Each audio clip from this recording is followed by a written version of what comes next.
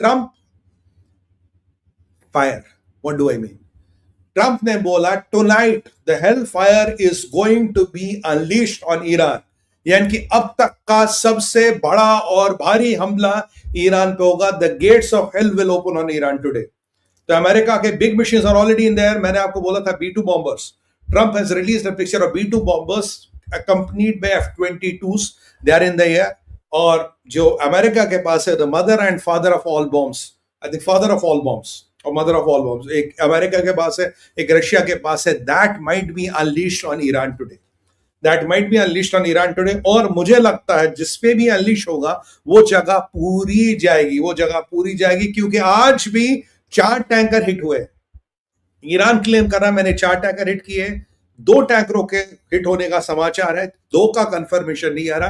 तो मोटा मोटा 4 टैंकर आज भी हिट हुए. Americans are preparing for a very very big and a massive strike on Iran and now heavy weaponry will be used. और मैं आपको बता दूं, अगर आप अमेरिका को ऐसे पुश करोगे तो बड़ा वाला जो बड़ा वाला होता, सबसे बड़ा वाला अस्त्र, उसको भी यूज कर सकते हैं और उस अस्त्र से पूरी चीजों को जला सकते हैं.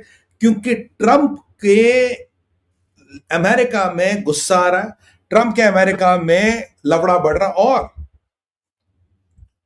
अब भी कोई ये कहने को तैयार नहीं कि लिंडसे ग्रैहम की मृत्यु कैसे हुई. Nobody is talking about the FBI investigation on Lindsey Graham's death. Nobody is talking कि Lindsey Graham के पोस्टमार्टम में भाई मिला क्या. कोई इस पे बात करने को तैयार नहीं. आपको लगता है नॉर्मल डेथ है? मुझे नहीं लगता ये नॉर्मल डेथ है. कहीं ना कहीं अगर मैं ट्रंप को स्टडी सही से कर पा रहा हूं, उसको भी गड़बड़ लग रही है. और आप समझिए जो पाकिस्तान वाला एंगल है उस पर भी आना है. और मैं आपको यहां बता दूं, अब मुश्तबा ने ट्रंप को क्या कहा, मुश्तबा ने ट्रंप को क्या कहा. पॉइंट नंबर 4, मुश्तबा ने ट्रंप को कहा है कि तुम शैतान हो, तुम्हारे साइन की कोई वैल्यू नहीं है, तुम जो करो, और तुम्हारे साथ वही सलूक किया जाएगा जो शैतान के साथ किया जाता है. यानी कि शैतान को जब लोग हज पे जाते तो पत्थर मार मार के मारते. That's a ritual within Islam. तो तुम्हें शैतान की तरह मौत के घाट उतारा जाएगा. ट्रंप का कॉफिन, ट्रंप की बीबी का कॉफिन, ट्रंप की बेटी का कॉफिन ईरान के बहुत बड़े स्क्वायर्स पे यहां लगा हुआ है. पर मैं आपको सच बताऊं, आज मैंने मौत का डर देखा अराची के आंखों में. अराची ज्यादा दिन नहीं टिकेगा, ऐसा मेरा मानना है. अराची ज्यादा दिन नहीं टिकेगा. क्यों? क्योंकि अभी America has not gone to destroy a lot of things. पर वो फेज शुरू आ गया जब बहुत सी चीजों को डिस्ट्रॉय किया जाएगा, बहुत से इंफ्रा को डिस्ट्रॉय करके खत्म किया जाएगा. वो फेज आ गया है. ट्रंप को शैतान बोलना, ट्रंप को बोलना, और ट्रंप को बोलना भाई तेरे को हम निपटा देंगे. और सबसे इंपॉर्टेंट बात आपको पता क्या है? सूत्रों से खबर आ रही है, इंटेल रिपोर्ट है, मुश्तबा खमेनी ईरान में है ही नहीं. अगर मुश्तबा खमेनी ईरान में नहीं है तो ट्रंप को गाली कौन दे रहा, ट्रंप को धमकी कौन दे रहा, मुश्तबा के नाम पे दुकान कौन चला रहा है? क्या मुश्तबा जिंदा है? क्या मुश्तबा मारा गया? मुश्तबा अगर ईरान में नहीं है तो क्या रशिया में है? आपका दिमाग रशिया की तरफ जाएगा. But Russian ambassador has categorically denied Mojtaba is not in Russia. Where is Mojtaba? Mojtaba Turkiye में हो सकता है. Mojtaba can be in Turkiye. या मुश्तबा खमेनी पाकिस्तान में हो सकता है. वाह वाह, इमेजिन कीजिए, Osama bin Laden in Pakistan, Mushtaba Khamenei in Pakistan. वाह क्या मजा आएगा अगर ये खबर सच हुई. Mushtaba Khamenei in Pakistan. Boss मैं एक टांग पे नाचने वाला हूं, क्योंकि इससे बड़ा थप्पड़ अमेरिकन को नहीं पड़ेगा और इससे बड़ा दो मुहा सांप पाकिस्तान पकड़ के नहीं आएगा. और पाकिस्तान की जो गत बनेगी फिर, हाय हाय हाय हाय, जो आनंद आने वाला, that is going to be beyond imagination. Imagine Mujtaba Khamenei in Pakistan. संभावना है. मुश्तबा खमेनी ईरान में नहीं है और उसको आज मैं आपको वैलिडेट करके देख रहा हूं. या तो जिंदा है, नहीं है, या ईरान के बाहर है. रशिया गया नहीं, सीरिया वो जाएगा नहीं, तो जाएगा कहां बेटा? जाएगा भाई फ्रेंडली नेबरहुड पाकिस्तान. वाह वाह वाह. मैंने टोल्ड मी हलावतिंग ऑन इजराइलियो. मुश्तबा खमेनी मुझे लगता पाकिस्तान में भाई. Kindly take a note of it. Pakistan, Pakistan. देखो आप फिर आनंद क्या आएगा अगर मुश्तबा खमेनी पाकिस्तान में. सोचिए पाकिस्तान क्या होगा, क्योंकि ट्रंप को गाली धमकी देने वाला ईरान में है ही नहीं.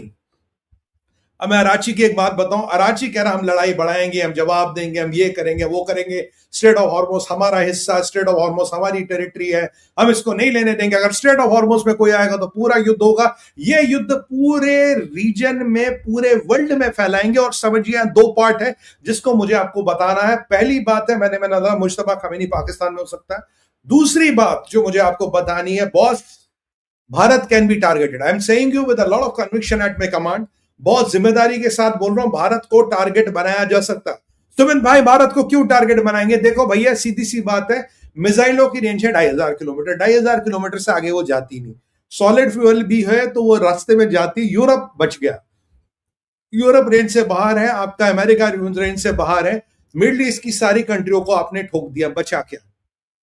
अगर आप सोचो इनके मिसाइल कहां तक जा सकते हैं, आतंकवादी है, इन्हें कोई फर्क नहीं पड़ता। इनके मिसाइलों की रेंज टिपिकली चेन्नई तक है, ऑलमोस्ट महाराष्ट्र एंडिंग चेन्नई तक। अगर ये लोग पागल हो गए जो ये हैं, अगर ये लोग आतंकवादी हरकतें करेंगे जो ये हैं, तो आतंकवादी को फर्क थोड़ी पड़ता कितने मरते, हिंदू मरता, मुसलमान मरे, सिख मरे, ईसाई मरे, वो बम लगाता है, उससे कोई फर्क नहीं पड़ता कौन मरे, लोग मरने चाहिए।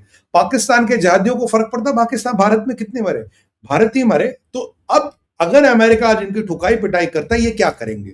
नेक्स्ट इनका इशारा होगा, इनके पास थोड़े सॉलिड फ्यूल मिसाइल्स बचे हैं, नेक्स्ट इनका इशारा भारत हो सकता है।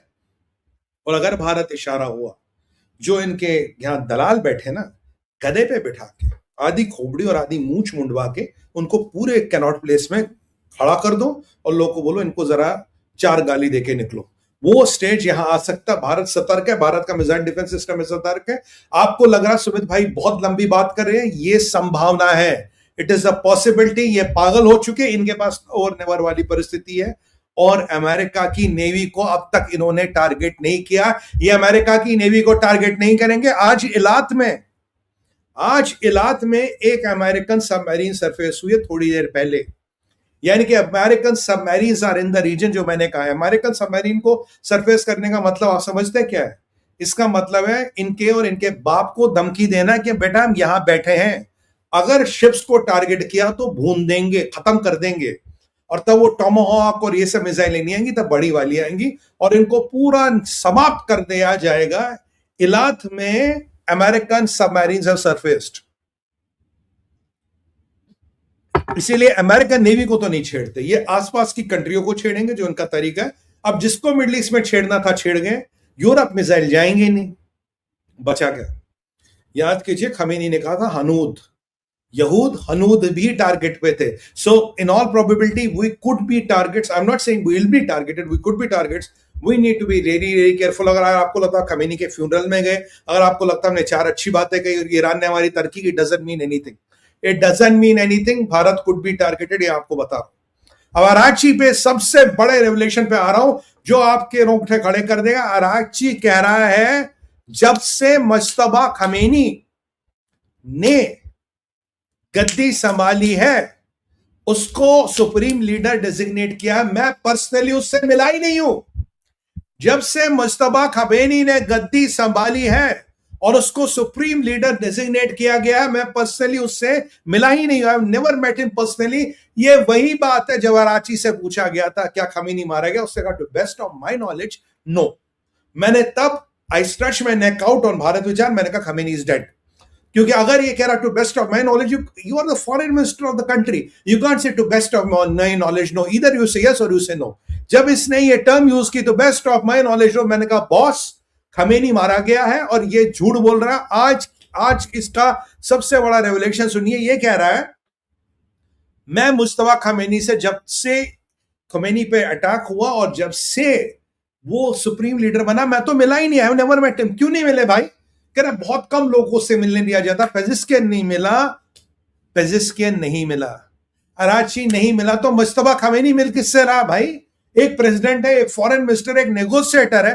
तुम तो कह रहे हो हमें मुज्तबा ने नेगोशिएशन का ऑर्डर दिया, मुज्तबा ने ये बोला नेगोशिएशन का। गिलाबाफ नहीं मिला, तो मिला कौन? गिलाबाफ कह रहा मैं नहीं मिला, पेजिस्कियन कह रहा मैं नहीं मिला, आपका अराची कह रहा मैं नहीं मिला, और अराची ने एक और बम फोड़ दिया। बॉस यहां चीजें में थोड़ा ट्विस्ट आता है। अराची कहता है कि इजराइल ने जो अटैक किया जिसमें खमीनी को सबसे पहले मुज्तबा का मसला निपटा है, तो अगर मुज्तबा से कोई नहीं मिला तो who has met Mustafa? How do we know Mustafa is dead or alive? How do we know he's surviving? How do we know कोई इसके नाम पे दुकान नहीं चला रहा? मैं कह रहा हूं इसके नाम पे वाहिदी दुकान चला रहा, एंड सब पावरफुल मौलानास दुकान चला रहे वाहिदी के सपोर्ट से। और आपको एक और बात बोलूं, अराची ने एक और ट्विस्ट मार लिया, 2 ट्विस्ट मार लिया आज। कह रहा कि अगर 10 दिन पहले एमओयू हो जाता, यानी कि वो कह रहा अगर मेरे को पहले भेजा होता, मैं तो लारी जानी आज जिंदा होता। लारी जाने के मारे जाने की जरूरत नहीं, आज लारी जाने की मौत दिख रही है। अराची के चेहरे पे मुझे मौत का डर दिख रहा था। I could see the fright of death on his face because he knows that death is coming. तीसरी बात, सबसे बड़ा रिवलेशन, कह रहा बॉस जो खमेनी की डेथ हुई उस दिन इंटेलिजेंस ब्रीच नहीं हुआ। मतलब इंटेलिजेंस ब्रीच तो बहुत पहले हो गया था, उस दिन सिर्फ एक्शन हुआ। यानी कि अराची ये कह रहा है कि जो खमेनी की डेथ हुई उसका जो वहां मीटिंग थी वो सेटअप कर दी गई थी। somebody got everybody from the Iranian leadership there and Israel and Americans were knowing वो यहां आएंगे, तो इंफॉर्मेशन लीक नहीं हुई थी, वो एक सेटअप बनाया गया था। अराची का कहने का मतलब है वो इंफॉर्मेशन लीक नहीं थी, वो एक सेटअप था जहां इन सबको लाया गया और इनको मौत के हवाले किया गया। यानी कि जो मेरा आपसे अनुमान हमेशा है, मोसाद का एक सुपर एजेंट अभी आईआरजीसी के अंदर है, जिन सबको एक एक करके निपटवाने का काम करेगा, जैसे मामा शकुनी ने पांडवों के साथ किया था, एक एक करके सबको मौत के हवाले कर दिया। मामा शकुनी खुद भी मरे थे, but he had a problem with them, उसको ही had a problem with Dhritarashtra and all that, आप जानते हैं, इतिहास जानते हैं। तो ठीक उसी तरह से यहां इंफॉर्मेशन लीक नहीं की गई थी, बट ये सेटअप बनाया गया था, लोग वहां आए और वहां शिकार बन गए। So there was no intelligence leak, intelligence had been given well in advance, intelligence was given well in advance. समझ रहे हैं कि एक व्यू रचना बनाई गई, एक समीकरण बनाया गया जहां सबको लाके उनका काम तमाम किया गया। ये अराची कह रहे हैं, अराची की 3 रेवोल्यूशन, मुस्तफा से मैं नहीं मिला, खमेनी की मृत्यु उससे वैसे हुई, अगर 3 दिन पहले एमओयू साइन होता तो अली लारीजानी जिंदा होता। यानी कि there was somebody who was not letting MOU to be sign, जिसके कारण लारीजानी मरा। देयर वाज समबडी जिसने ये मीटिंग बुलाई, लोगों को इकट्ठा किया। There was somebody who still trying to make sure it doesn't happen. कौन है वो आदमी? वाहिदी या गिलाबाफ या कोई और जो पर्दे के पीछे का खिलाड़ी? और सबसे इंपॉर्टेंट बात, मैं तो मुस्तफा से मिला ही नहीं, I have not seen Mustafa. तो ये जो आज तक खबरें आ रही थी, आई मेट मुस्तफा, मुस्तफा क्या? आज भी वीडियो आ रहे हैं मुस्तफा का, नहीं आ रहा, वॉइस नहीं रही। भाई मुस्तफा ने खत लिखा, कौन सा खत लिखा भाई? वो तो उठने के लायक नहीं, we don't even know is live और डेड, कौन सा खत लिखा? यानी कि दाल में काला, यानी कि मुस्तफा या तो खा है या नहीं है।